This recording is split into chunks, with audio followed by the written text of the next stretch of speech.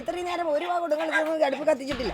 15 kilo അരി വേണം. ഞാൻ എവിടെ പോട്ട് എൻ്റെ ഭർത്താവിൻ്റെ തുച്ഛമായ പെൻഷൻ കൊണ്ട് ഞാൻ ഇത്രയും എണ്ണത്തിന് എങ്ങനെ വളർത്തും?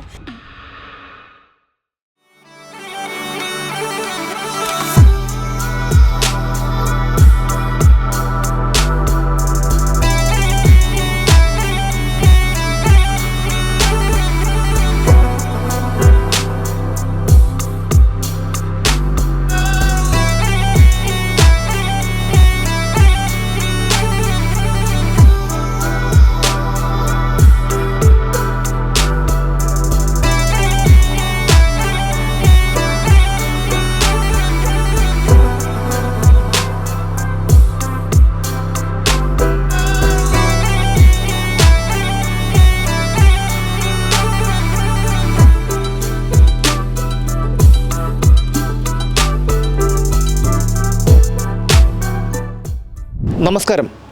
2 ദിവസം മുൻപ് ഞങ്ങൾ സാറാമ്മ എന്ന ഈ അമ്മയെ പരിചയപ്പെടുത്തിയിരുന്നു.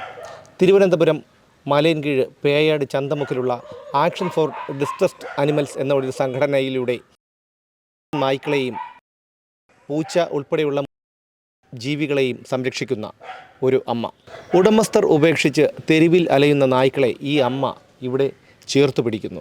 ഈ വാർത്ത പുറത്തുവിട്ടതിനു ശേഷം വളരെ അത്ഭുതാവഹമായ പ്രതികരണമാണ് പൊതുജനങ്ങളിൽ നിന്നുണ്ടായത്, പ്രേക്ഷകരിൽ നിന്നുണ്ടായത്. എൻ്റെ ഒരു സുഹൃത്ത് വിതുര ഫ്യൂവൽസ് ഉടമ, അദ്ദേഹം കുറച്ച് പണം തന്നതിന് ശേഷം അദ്ദേഹം കുറച്ച് അരിയും മറ്റ് സാധനങ്ങളും ഇവിടെ എത്തിക്കാനായി എന്നെ ഏൽപ്പിച്ചിട്ടുണ്ട്. അപ്പോൾ അരിയും മീനും മറ്റു കാര്യങ്ങളുമായിട്ടാണ് ഞങ്ങളിവിടെ എത്തിയത്. ഇത് മറ്റുള്ളവർക്ക് പ്രചോദനമാകാനാണ് ഞങ്ങൾ വീണ്ടും ഈ ഒരു വാർത്ത നിങ്ങളുടെ മുന്നിൽ എത്തിക്കുന്നത്. നിങ്ങളാൽ കഴിയുന്നൊരു സഹായം ഇവർക്ക് ചെയ്യുമെന്നൊരു പ്രതീക്ഷയോടെ. ഞങ്ങളുടെ ഈ വാർത്ത പുറത്തു വന്നതിന് ശേഷം ആരെങ്കിലുമൊക്കെ വിളിച്ചിരുന്നോ? 4-5 പേര് വിളിച്ചു. 2 പേര്, ഒരാൾ കുറച്ച് അരി കൊണ്ട് തന്നു, പിന്നെ ഒരാൾ 2000 രൂപ അവിടെ ബാങ്കിൽ അയച്ചിട്ടുണ്ടെന്ന് പറഞ്ഞ് അത് ധനലക്ഷ്മി ബാങ്കാണെന്ന് എഴുതാത്തതുകൊണ്ട് ഏത് ബാങ്കാണെന്ന് ചോദിച്ചപ്പോൾ ഞാൻ പറഞ്ഞു ISFI കോഡ് ഉണ്ടല്ലോ, അത് വെച്ച് കണ്ടുപിടിക്കാമല്ലോ ഏത് ബാങ്കാണെന്ന്, അങ്ങനെ പറഞ്ഞിട്ടുണ്ട്.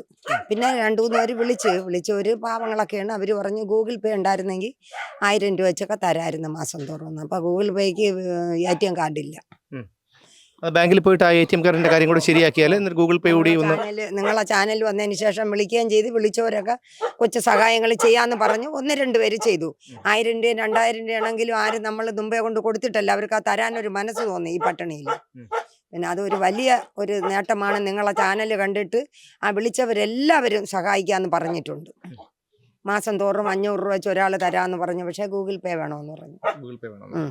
അപ്പോൾ ഞങ്ങൾക്കും ഇത് വളരെ ഒരു പ്രചോദനമാണ്, സന്തോഷം തോന്നുന്ന ഒരു കാര്യമാണ്. കാരണം ഞങ്ങൾ 2 ദിവസം മുൻപ് ഇവിടെ ഷൂട്ട് ചെയ്യാൻ വന്നപ്പോൾ ഇതായിരുന്നില്ല ഇവിടുത്തെ അവസ്ഥ. കാരണം ഇവരുടെ മുഖത്ത് ആകെ മ്ലാനതയും വിഷമവും സങ്കടവും ദേഷ്യവും ഒക്കെ ഉണ്ടായിരുന്നു. പക്ഷേ ഇപ്പോൾ അതൊക്കെ ഒന്ന് മാറി ചെറിയൊരു പുഞ്ചിരിയൊക്കെ മുഖത്ത് വന്നിട്ടുണ്ടല്ലേ?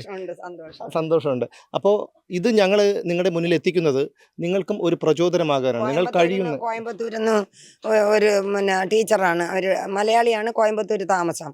അവരാണ് 2000 രൂപ അയച്ചത്. അപ്പോൾ നിങ്ങൾക്കും ഇതൊരു പ്രചോദനമാകാനാണ്. ഒരുപാട് പേര് ഞങ്ങളുടെ DNAയുടെ ഓഫീസിലേക്ക് വിളിച്ചിട്ട് ഇവരെക്കുറിച്ചുള്ള കാര്യങ്ങളൊക്കെ ചോദിച്ചിരുന്നു. അപ്പോൾ ഞങ്ങൾ കഴിയുന്ന സഹായം, കാരണം ഇത് ഞങ്ങൾ നേരിട്ട് വന്നത് എന്താണെന്ന് വെച്ചാൽ ഞങ്ങൾ ഒരിക്കലും ഇത് പ്രോത്സാഹിപ്പിക്കുന്നതല്ല. ഇത് എൻ്റെ സുഹൃത്താണ് ഈ പണം തന്ന് ഇതിവിടെ എത്തിക്കാൻ പറഞ്ഞത്. അതുകൊണ്ട് മാത്രമാണ് ഞങ്ങൾ ഈ സാധനം ഇവിടെ എത്തിച്ചത്. നിങ്ങൾക്കാർക്കെങ്കിലും എന്തെങ്കിലും സാമ്പത്തിക സഹായമോ മറ്റോ ചെയ്യാനുണ്ടെങ്കിൽ നിങ്ങളത് നേരിട്ട് തന്നെ ചെയ്യുക. ഇവരുടെ വാർത്തയോടൊപ്പം തന്നെ ഇവരുടെ ബാങ്ക് ഡീറ്റെയിൽസും അതുപോലെ അഡ്രസ്സും ഫോൺ നമ്പറും എല്ലാം ഞങ്ങൾ ഇവരുടെ വാർത്തയോടൊപ്പം കൊടുത്തിട്ടുണ്ട്.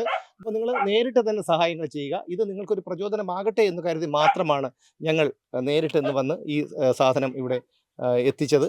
ഒരുപാട് സന്തോഷം. ഇതൊരു വളരെ വളരെ ഒരു ചെറിയ ഒരു സഹായമാണെന്ന് അറിയാം.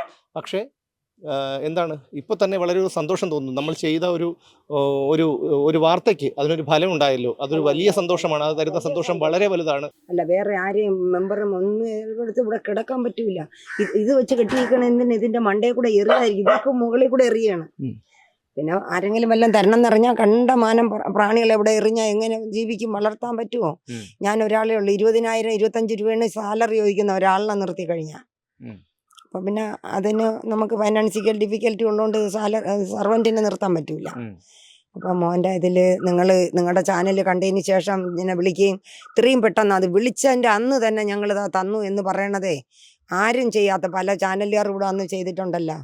ഒരു മനുഷ്യരും ഒരു 10 പൈസ തരാനോ അവഗണന ആക്ഷേപങ്ങൾ മാത്രമേ ഉള്ളൂ. ഇപ്പം എന്നിട്ട് ഇന്നൊരാൾ വിളിച്ച് ഒരു കുത്തുവാക്ക് പറഞ്ഞിട്ടുണ്ട്. അത് നമ്മൾ കാര്യമാക്കേണ്ട കാര്യമില്ല. നിങ്ങൾ നിങ്ങളുടെ വഴി നടന്നു പോകും. പറഞ്ഞാ പിന്നെ വെളിയിൽ അങ്ങ് വിട്, വെളിയിൽ കിടക്കട്ടെ, നിങ്ങൾ കൊണ്ടിട്ടിട്ട് സാമ്പത്തികം ഇല്ലെന്നൊക്കെ പറയണത് വെളിയിൽ പോട്ടെ, അത് അവിടെ കിടന്ന് ആരെങ്കിലും അടിച്ചെങ്കിലും കൊല്ലൂലേ എന്ന് ഞാൻ ഒന്നും വേണ്ടിയില്ല.